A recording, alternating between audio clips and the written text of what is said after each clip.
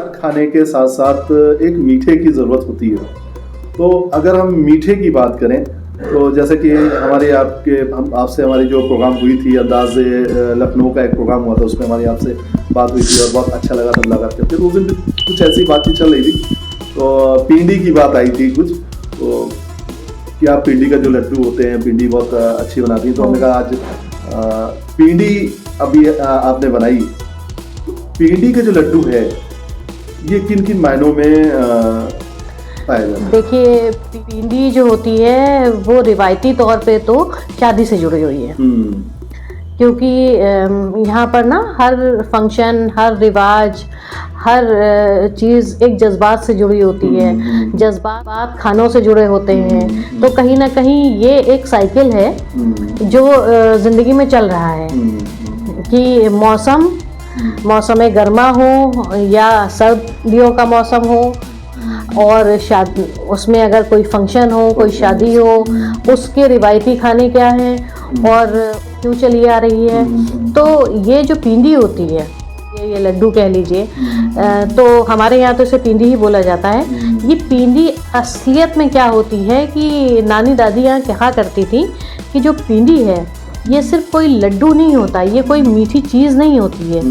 ये पिंडी इसलिए बनाई जाती है कि जो जिनकी शादी हो रही है, वो जो जोड़ा दूल्हा दुल्हन का है, तो उन जोड़ों के रिश्ते में मिठास रहे, जो जिंदगानी आगे की है ज़िंदगी वो खुशगवार गुजरे। तो ये सौगात उनको इसलिए मुँह मीठा करके ये मांझे की रस्म शुरू की जाती है। लोग कहते हैं ना पिंडी में बहुत से ड्राई फ्रूट डाले जाते हैं ताकत के लिए, एनर्जी के उसके लिए, तो आप पिंडी में किन किन ड्राई फ्रूट्स का आप यूज़ करती हैं? देखिए, पिंडी अलग अलग तरीके की होती है, जैसे रवे की या सूजी की होती है, मूंग की होती है, आटे की होती है। तो हर पिंडी के कुछ चीज़ें डिफरेंट होती हैं। मतलब ड्राई फ्रूट तो वैसे ही पड़ते हैं, बट किसी पिंडी में कुछ ड्राई फ्रूट ज़्यादा पड़ते हैं, किसी में कुछ ड्राई फ्रूट ज़्यादा पड़ते हैं। तो ये तरीका होता है। तो ये हर अलग अलग तरह की पिंडी है। और अब तो पिंडी तो जो एक हेरिटेज फूड है, एक मतलब लोगों में अलग अलग पसंद किया जाता है, रवायती है।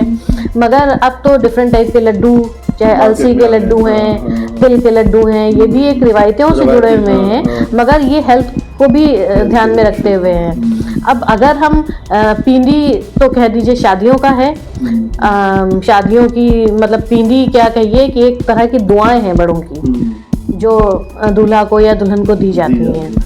तो होता है कि माँ उनके हाथ में जो है 5 लड्डू, 1 लड्डू या 7 लड्डू, जिसके यहाँ जैसा तरीका है वो रखती है।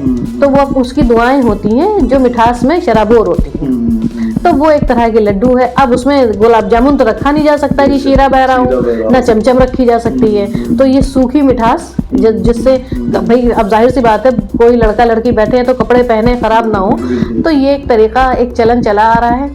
अब बात अगर हम करें कि इसके फ़ायदों की, कभी कभी अब जैसे जाड़े आ रहे हैं, कोई शादी होना ज़रूरी नहीं है, हमारे यहाँ वैसे ही पिंडी बन जाती है कि कभी भूख लगी, कुछ स्नैक्स करने का दिल चाहा।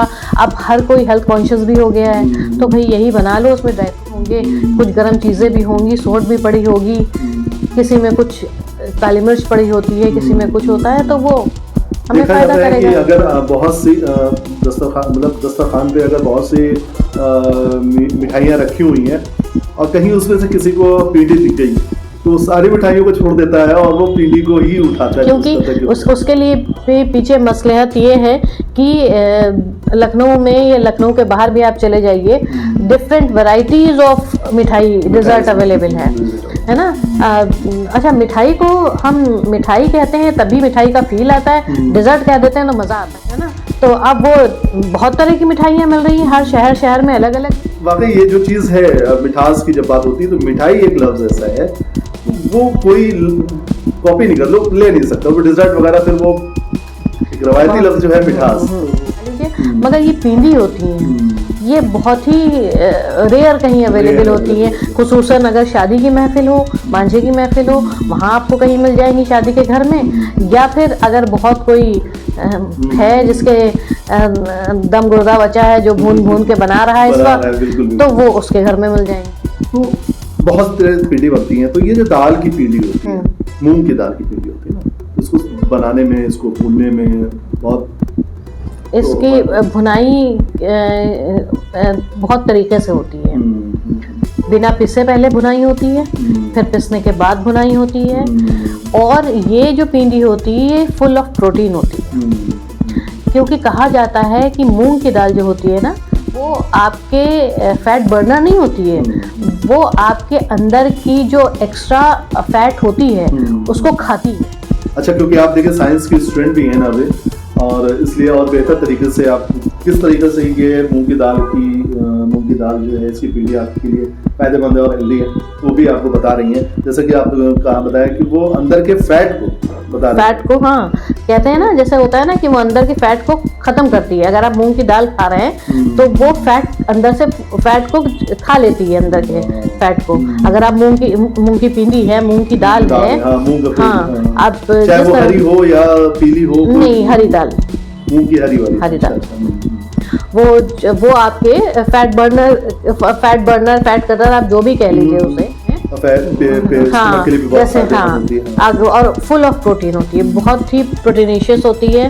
फिर उसमें जब आपके डिफरेंट टाइप के ड्राई फ्रूट्स मिल जाते हैं तो और प्रोटीन, फुल ऑफ प्रोटीन हो जाता है। घी मिल जाता है तो गुड फैट होता है वो आपके लिए।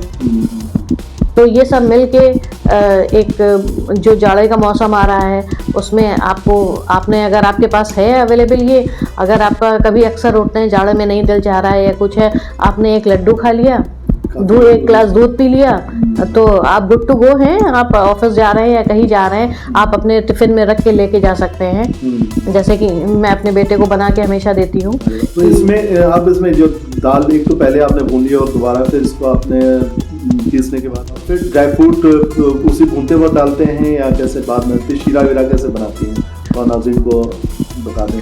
देखें, उसमें सब ड्राई फ्रूट फ्राई होके पड़ते हैं, फ्राई होके पड़ के उसको काट के उसमें डाला जाता है, और उसके बाद उसको चाशनी में करके और शक्कर की वो करके और उसमें बनाया जाता है उस तरीके से करके। तो चाशनी का जो एक रेशियो है वो भी बहुत ज़रूरी है, हर चीज़ में, क्योंकि आप जैसे कसाई सेवई की बात अगर लोग करते हैं तो उसमें भी 1 तार 2 तार 3 तार देखते हैं, क्या इसमें भी वैसे ही देखा जाता है? इसमें बस हम ये देखते हैं कि अगर, क्योंकि हमें लड्डू बनाने हैं तो उतना ज़्यादा हमें 2 तार या 1 तार का नहीं चाहिए होता। जब अच्छी तरीके है, समझ लीजिए कि 1 तार लगभग होने लगता है, बस उतनी ही काफ़ी होती है।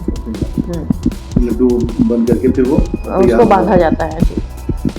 तो नाज़रीन, जैसे भी आप सुन रहे थे, तो अब मैं फरीन इकबाल साहबा से लास्ट में आखिर में एक सवाल मेरा ये है कि जो फूडी लोग हैं, जो लड़कियां जो बनाना सीख रही हैं, या जो भी लड़के भी बहुत से बनाते हैं, क्योंकि स्कूल लाइफ है, कहीं बाहर जा रहे हैं पढ़ने के लिए तो ज़रूरत होती है। नहीं, अब तो एज अ कैरियर लोग चूज करते हैं, एज अ कैरियर लोग चूज करते हैं। होटल इंडस्ट्रीज में बहुत से लोग जा रहे हैं उसमें, हाँ। और बहुत तरक्की कर रहे हैं, बहुत ही नाम है उन लोगों का। आप देखिए कि जितने बड़े बड़े शेफ्स हैं हमारे, जो लखनऊ से हैं, हमारे बरार साहब, तो रणवीर बरार साहब, तो वो हैं यहाँ लखनऊ के, और मतलब वो जहाँ जहाँ जाते हैं उनकी बातों से लखनऊ झलकता है। ये आपने बरार साहब का नाम लिया, तो उन्हीं की एक बात मैं आपसे कर रहा हूँ कि मैं उनका प्रोग्राम उनका एक जुमला था कि लेडीज से अच्छा खाना जेंट्स पकाते हैं। इस पर आप कहाँ तक उनकी बात पर आप बोल रहे? देखिए, मैं इत्तेफाक रखती हूँ, ऐसा कुछ नहीं है, क्योंकि ये उन्हीं का, अभी आपने जब नाम लिया तो मुझे वो बात याद आ गई। मैंने देखा था कि लेडीज से अच्छा खाना जेंट्स पकाते हैं। अच्छा, खैर अभी तक मेरे आंखों में फूडी ज्यादा होते हैं, चॉइस उनके ज्यादा होती है, या तो ऐसा कुछ है? नहीं, ऐसा नहीं है, मगर आप देखिए, अगर आप बहुत नवाबीन्स के टाइम में भी जाइए, जो खानसामे हुआ करते थे, वो सब मेल थे, है ना, जिन्होंने गलावटी कबाब का इजाद किया, या जो बड़े बड़े नवाबों के और मुगलों के यहाँ खाने बन रहे थे, वो जितने भी खानसामे थे वो सब मेल्स थे। और उसके अलावा भी आप आइए जो मेल हैं, फीमेल भी फीमेल भी हैं हैं। मगर मेल हैं। मेल। और लखनऊ में बहुत जो आप चले जाइए हमारे लखनऊ के उस एरिया में जहाँ पर बावर्ची और खानसामे होते हैं, तो वहाँ देखिए सब मेल हैं। अगर शादियों में खाना पकाने आते हैं, मेल हैं, कैटरिंग सर्विस दे रहे हैं, सब मेल हैं। तो ये कुछ नहीं है, ये अपने टैलेंट को आप किस तरह से इन्हांस कर रहे हैं, उस टैलेंट को किस तरह से कैरियर बना रहे हैं, वो तो आपके ऊपर डिपेंड करता है। आखिर में आप क्या मैसेज देना चाहेंगी कि जो सीख रहे हैं या सीख रही हैं, उनके लिए आप क्या मैसेज देना चाहेंगे? देखिए, आप कोई भी काम करें, कुछ भी करें, अपना 100% दीजिए। अपने आप को ये समझिए कि हमको अगर हम कुछ भी सीखना चाह रहे हैं, कुछ भी करना चाह रहे हैं, भले ही उसको आप कैरियर बनाइए या नहीं बनाइए, अगर आपको में सीखने की चाहत है, कुछ सीखना चाह रहे हैं, तो अपना पूरा डिवोशन आप बिल्कुल एक लगन से उस चीज़ को देखिए। देखा नाज़रीन, किस तरीके से आज आपको पंचिंग पॉइंट मिल गए बनाने के। तो अब आप लोग ट्राई कीजिएगा, अपने घर में भी ट्राई कीजिएगा, और अगर दिल चाहे तो मुझको भी बुला लीजिएगा और आपके रेसिपी मैं लोगों के तक पहुंचाऊंगा। तो फरीन इकबाल साहबा हमारे साथ मौजूद थी, और हमारे इस चैनल पे मेरे कहने पर उन्होंने मुझे वक्त दिया कि मैं आप लोगों के सामने ये प्रोग्राम, जैसा कि मैंने आपको बताया कि ये जो हमारा प्रोग्राम है, ये जो सीरीज़ हमने शुरू की है, इसका जो नाम है दस्तरखान और तहज़ीब, ये आप ही ने मुझे दिया है, सजेस्ट किया है। और इंशाल्लाह इस दस्तरखान और तहज़ीब पर हम आपके साथ और नई नई डिशेस, नई नई रेसिपीज़, नए नए लोगों के साथ, कुछ बुज़ुर्गों के साथ पेश होते रहेंगे लेकर के। आप हमारे इस चैनल को सब्सक्राइब करें और लोगों तक पहुंचाएं, ताकि जो वो लोग जो वाकई अभी सीख रहे हैं, उनको आज के इस प्रोग्राम से बहुत कुछ सीखने को मिलेगा। नेशन पल्स HTV से मैं हयात नकवी। आप लोग हमारे इस चैनल को जरूर सब्सक्राइब करें, लाइक करें और लोगों में शेयर करें। बहुत बहुत शुक्रिया।